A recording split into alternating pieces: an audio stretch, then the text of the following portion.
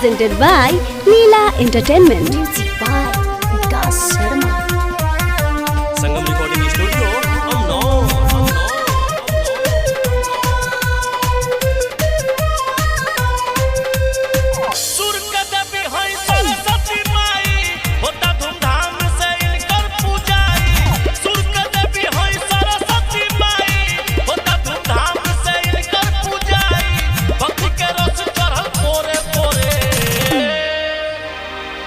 जोहिया से मूर्ति रखाइल पंडाल में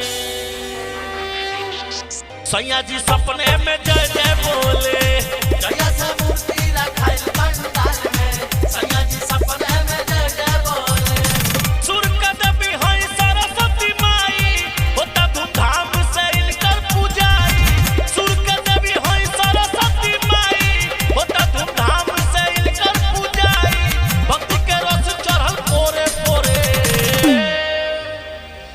जोहिया से मूर्ति रखाइल पंडाल में सैया जी सपने में जय जय बोले। जोहिया से मूर्ति रखाइल पंडाल में सैया जी सपने में जय जय बोले।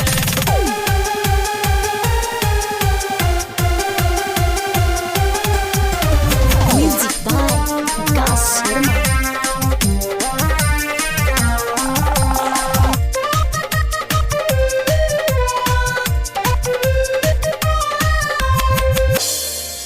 कहे पंडित जी बोलावो घीऊ दिया नजरावो।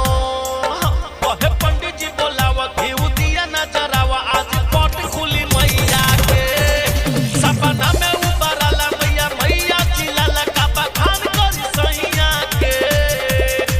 सालो भर फोटो देखत रहेला मैया के सूरत निरेखत रहेला। सालो भर फोटो देखत रहेला मैया के सूरत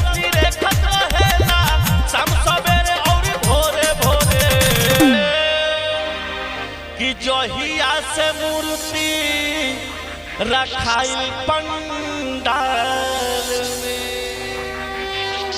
सपना में सैया जी जय जय बोले। जोहिया से मूर्ति रखाइल पंडाल में सैया जी सपने में जय जय बोले।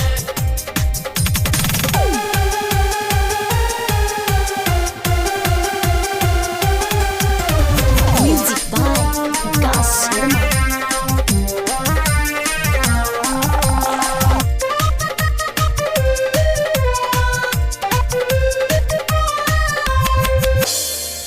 सैया शैलेश सिंह संगम बारे भक्ति में मगम।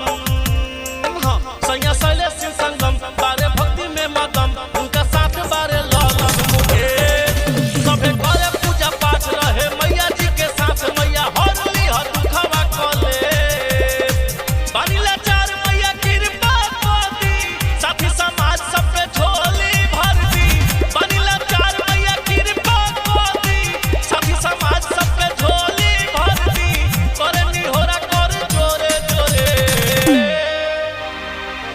जोहिया से मूर्ति रखाइल पंडाल में